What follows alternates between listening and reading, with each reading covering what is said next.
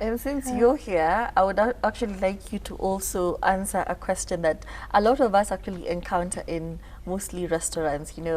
Halfway through your meal, you are stuffed. You're really enjoying your food, but that's when the waitress or the wait staff comes in to ask, is the service good? Is the food good?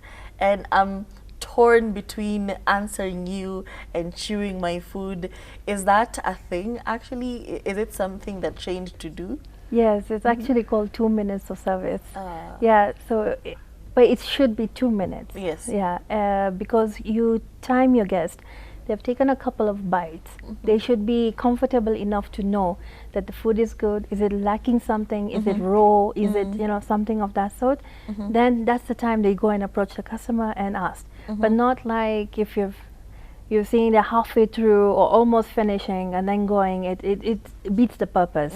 The whole idea of 2 minutes of service is to ensure that the customer is agreeable with what they've been presented with at that point. Yeah. And in this day and age, especially how internet savvy everyone is, everyone has access to the internet. We have people who will have opinions at the end of the day, and we have online reviews, and some can be very good, some are very scathing, and you're wondering, did we have the same experience, And some might actually even be false. So how, as a restaurant or as a business, especially in the hospitality industry, how do you deal with online reviews, whether positive or negative? First thing, they must be responded. But be it negative or positive, they have to be responded. The customer must know that they have been acknowledged, because most of that also you lose your customer like that.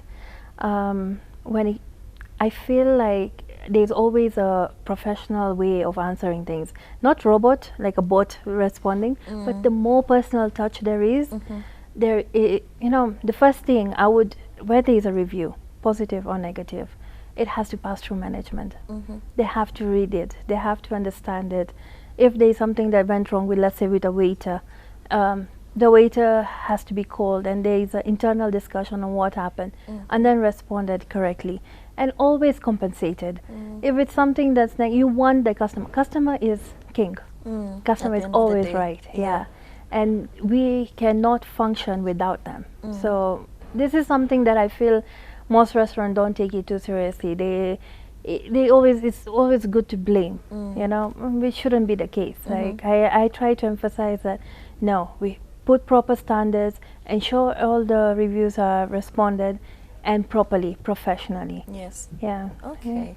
And all of us are now bouncing back from the pandemic. It was a difficult time for everyone across all industries. There are few restaurants and few hotels and lodges that managed to stay afloat, and mostly people who were providing delivery service. But the rest were kind of went under. But now we're getting to the new normal. We're trying to figure out what works for us right now. So would you say there's been a difference between pre-COVID and post-COVID, and how is the industry coping right now?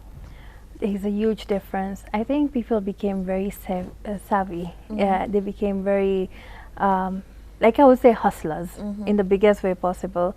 Because, like for instance, in my own restaurant, the only way I could survive was I had to start creating new things, like chutneys, jams, different merchandise in which I could sell as part of the delivery service as well.